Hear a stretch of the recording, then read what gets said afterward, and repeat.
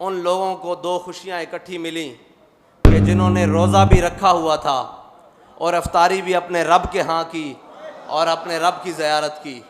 तो जिनके लिए दो खुशियाँ अल्लाह ताला ने इकट्ठी की और वह अपने ज़ख्मों पे हाथ रखे हुए अपने बहते हुए खून से जब रब की बारगाह में हाजिर हुए होंगे तो रब की रहमत ने भी जोश मारा होगा और रब के जलाल ने भी जोश मारा होगा कि कोई बात नहीं मेरे बंदो, तुम इस हाल में अपने नबी की इज़्ज़त पर पहरा देते मेरी बारगाह में आ गए हो तो मैं बड़ा जलाल वाला हूँ।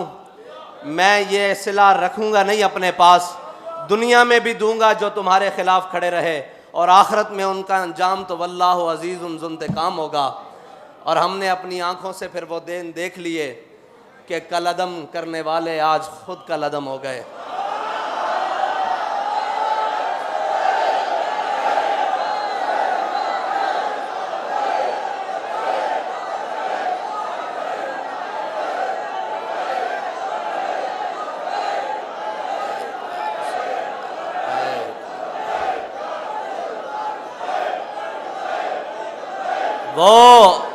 वो इक़्तिदार जिसकी खातिर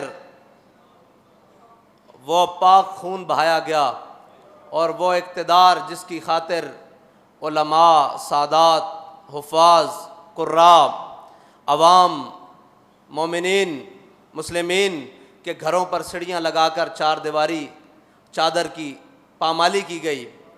लेकिन आज देखो कि कहीं छुपने के लिए जगह मौजूद है। जिस इक़्तिदार की खातिर तुमने ये सब कुछ किया था वो इक़्तिदार तुम्हारे गले पड़ रहा है और तुम उतार रहे हो। हाय उस ज़ूद पशेमा का पशेमा होना। ये रमज़ान का महीना है, हम इंतकाम की बात नहीं करते, लेकिन अल्लाह ने जो कुरान में लफ्ज़ इस्तेमाल किया है ना वो इंतकाम का है। मसला ये है, हम इंतकाम की बात नहीं करते।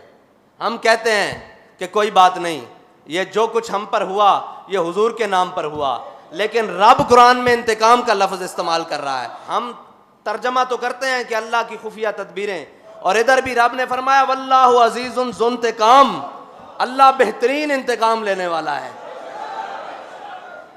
साबित कदमी बेहतरीन इंतकाम है और हुजूर के दीन पर खड़े हो जाना ये बेहतरीन इंतकाम है।